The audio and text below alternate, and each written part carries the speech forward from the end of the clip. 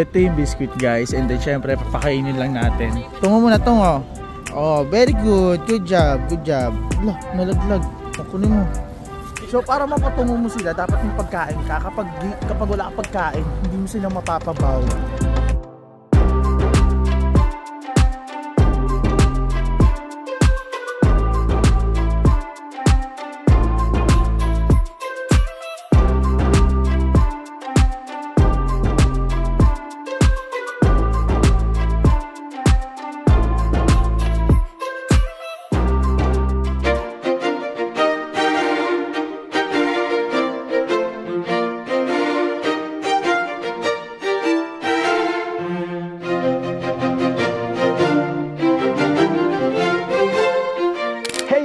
Guys, ayan, I'm back again and again and again and again and again.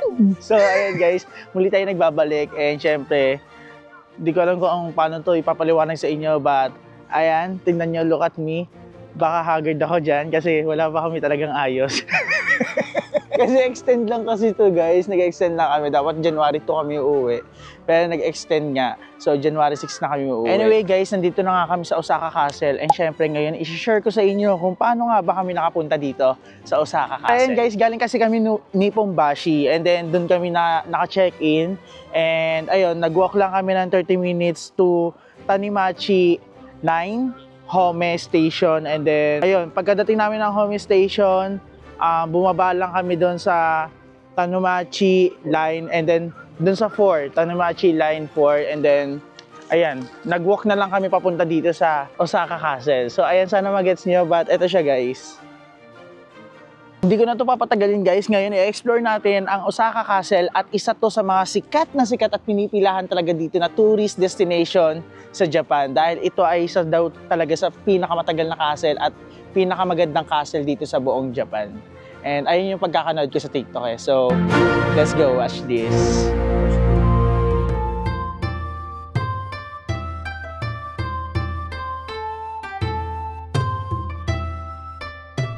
So ayan guys, dito sa Osaka Castle, pag pumasok kayo dito, meron kasi dito option na sasakay ka ng bus, pero magbabayad ka ng 300 yen. And pero kami naglakad kasi di naman kami naglalakad sa Pinas eh. So dito tayo maglalakad. Kasi ang sarap rin maglakad dito guys dahil nga malamig yung weather. So hindi siya nakakatamad maglakad, hindi papawisin, hindi puputukin. So ayan, bagay ako dito. Mega Star, tsaka daming mga tao dito. Talagang isa siya sa mga talagang pinipilahan at pinoprotekta. Haggard, hindi tayo naligo. Eksena natin kasi mag-transfer muna tayo ng hotel eh. And akala kasi namin guys, alas 4 pa yung check-in.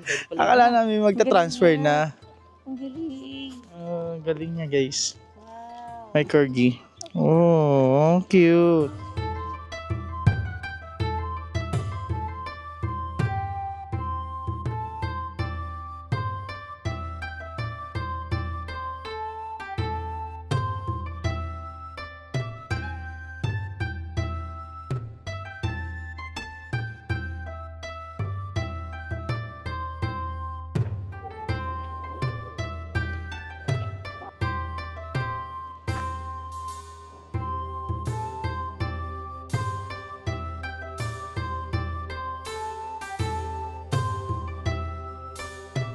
So ayan guys, nandito na tayo sa harap ng Osaka Castle, and syempre hindi na tayo papasok dahil sobrang haba ng pila. Mura lang naman yung entrance dito guys, but sobrang haba talaga ng pila, and meron pa kaming ibang lakad. So magpipicture lang muna tayo dito sa harap ng castle dahil yun lang rin naman ang pinunta natin dito. But ayan, papakita ko sa inyo kung gaano karami yung tao. So ayan yung mga nakapila. Merong pila dyan, and syempre meron ding pila dito sa kabila. Sobrang haba talaga ng pila dito para lang makapasok sa loob dahil nga maganda daw rin dito sa loob, and then meron siyang overlooking sa taas, overlooking view. But sad to say hindi tayo makakapasok, but sana natuwa kayo dahil pinunta ko kayo dito and nalaman nyo kung gaano kaganda at nakita nyo kung gaano kaganda yung Osaka Castle dito sa Japan.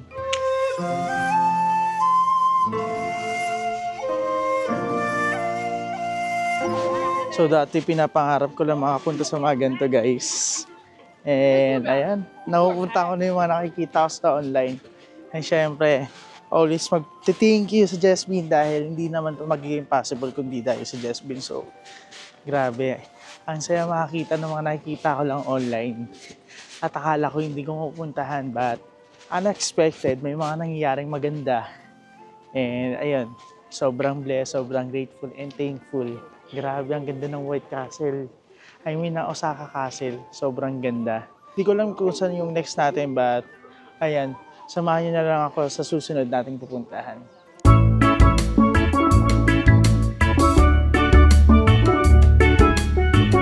So ayan guys, bumibili kami dito ng pancake tato na meron siyang flavor na cheese, na mozzarella cheese, and then custard cream, and then chocolate.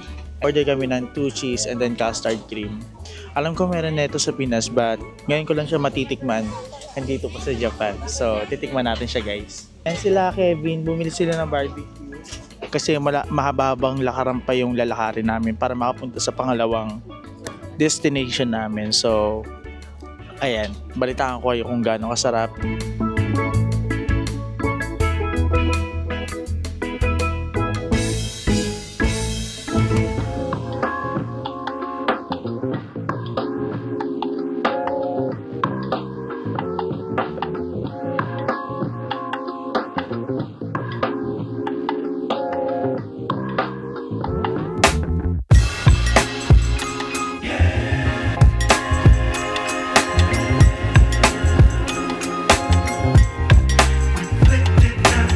So yo, what's up guys? Nandito na tayo sa second destination, ang Omedas Park. And then parang nasa Ayala Mall lang kami. So look at the paligid. Wala, galing! Wait lang, tumatayo siya.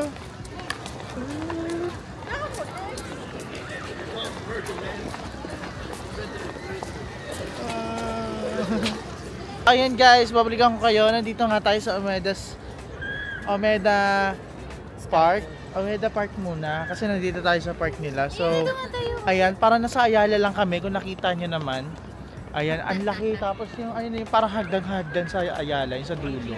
Bukod sa Omeda Park, pupunta rin kami sa Omeda Sky. Ayan, so, ayun yung Omeda Sky, guys. Ayun o, yun o. Aakyat tayo dyan. Tapos magbibideo tayo ng Can you show you it? Put your stone away.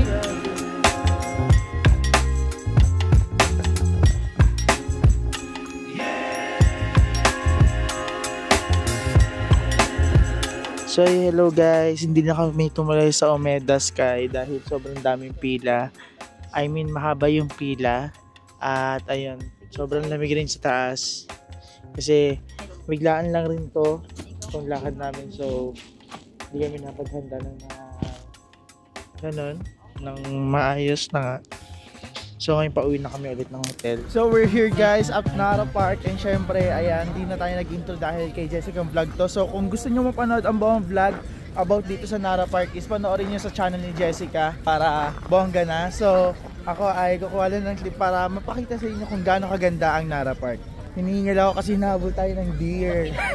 So kakatapos ko lang magpakain ng deer. And syempre pag may pagkain kayo susundan kayo ng susundan. At syempre ito palang pagkain, yung biscuit ng deer ay gawa sa grass. And syempre mabibili nito ng 200 pesos na 200 pesos, 200 yen. Isang pack siya, but ito bawas na eh. So 200 yen lang to guys. Ito yung biscuit guys, and then syempre papakainin lang natin. Wala pang halapit sa atin eh. Ang unang lumapit may one biscuit. Ayaw pa oh. Ayaw pa. Ayun, sumusunod sila guys kapag meron kang pagkain. Ayun no, sinusundan nila yung lalaki. Ito. Oh. Ayan. Tungo muna, tungo. Oh, very good. Good job, good job. Wala, nalaglag. Kunin mo. So para mapatungo mo sila, dapat may pagkain ka. Kapag wala ka pagkain, hindi mo silang mapapabaw. Isa rin dahilan para magawa nila yung baw. Dapat may pagkain ka talaga. And syempre, pwede mo silang mapabaw gamit ang iyong biscuit, iangat mo lang. O kaya, tutungo ka lang. Ganun. Mostly kasi sinusunod sila kapag meron ka. So, dapat makabili ka ng biscuit. And syempre, happy experience. Para mapabaw natin siya. Okay? Baw? Okay, isa pa bow. Bow. Tapos isa pang pwedeng gawin natin pag bow, ganun. Ganito. Very good. Naging matuto ka sa akin.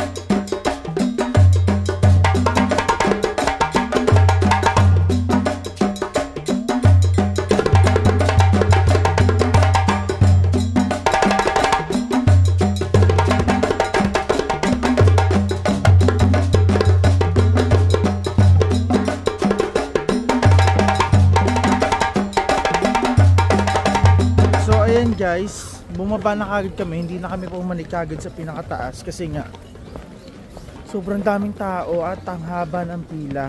Grabe yung tao ngayon kasi nung mga nakaraan daw pumunta daw sila Kevin dito, walang halos tao. Ngayon sobrang daming tao and ang haba ng pila. Umuusad naman siya pero kaunti lang yung pag-usad. But anyway, ayun guys, napakita ko naman sa inyo kung gaano kaganda dito.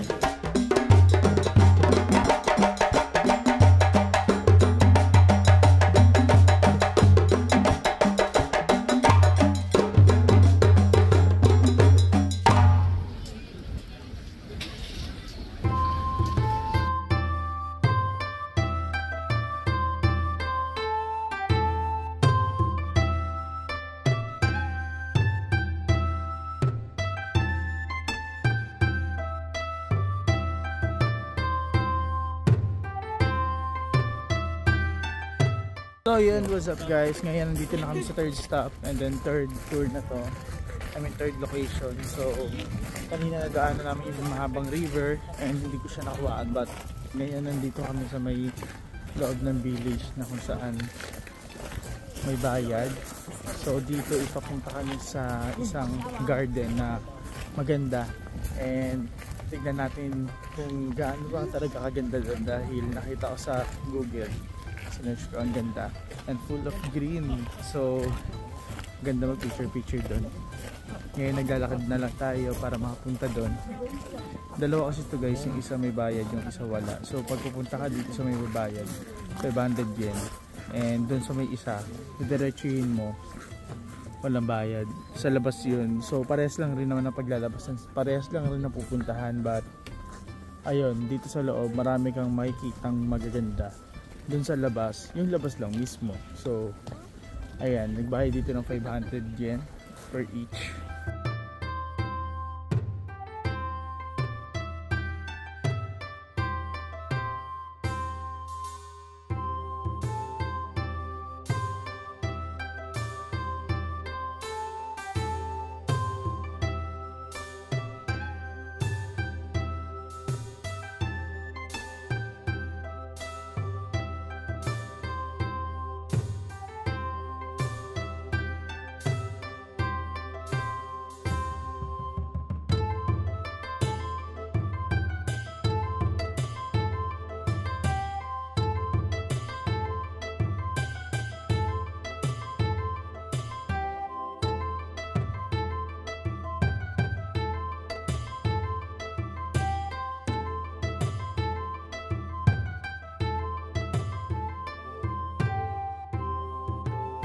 So ayan guys, nandito na tayo sa bamboo organ. Bamboo organ. Nakakatawa yun. Talaga ba? So ayan guys, nandito na tayo sa bamboo. And then ayan, sobrang daming bamboo guys. At ang ganda ng view. Parang may ganito sa Bohol eh. So ayan guys, nakita nyo naman. Ang ganda. At andito rin yung namamahay. I-picture. So ayan guys, yung view niya dito. Ang tawag dito, anong tawag dito? So ang tawag dito guys is bamboo forest. And ayan, ito ay libre lang kapag galing kayong labas or loob. So, kayo lang naman mamimili. So, yung pinasukan natin kanina, ayun yung bayad, yung mga pinasukan natin. So, 500 yen lang yun for each. But ito, libre lang to guys, itong bamboo forest. At ang ganda, grabe. Makikita nyo. Look at the view. I love the view.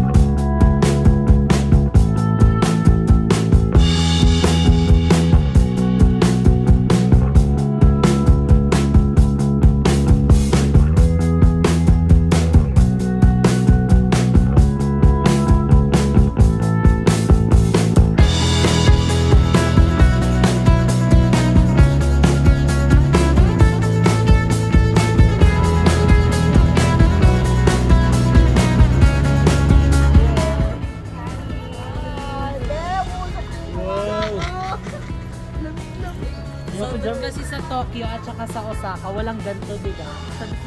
Nag-yelo siya guys.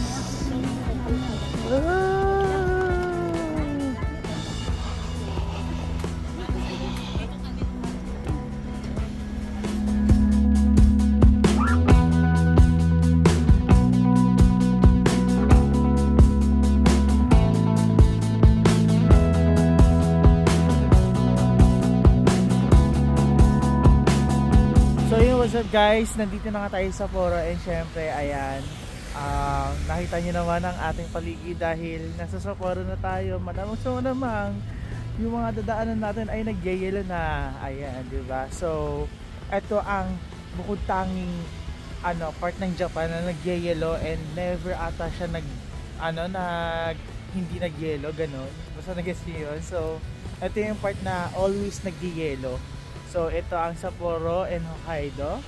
So look, diba? So grabe, parang you live in your ano bang tawag doon? Basta yun na yun.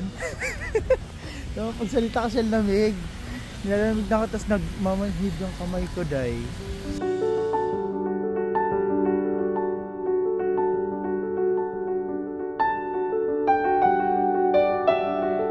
So ayan guys, nandito na tayo sa may ng Sapporo, may pangalan, ayun, Sapporo. And syempre ito yung sikat na sikat din, itong parang Eiffel Tower na may orasan. So isa rin yun sa mga binibisita dito para mag picture. And syempre marami pa dito guys, marami pa kami ikutin dito. And ayan, isa na to sa malapit sa hotel. So ito, na to, parang Eiffel Tower.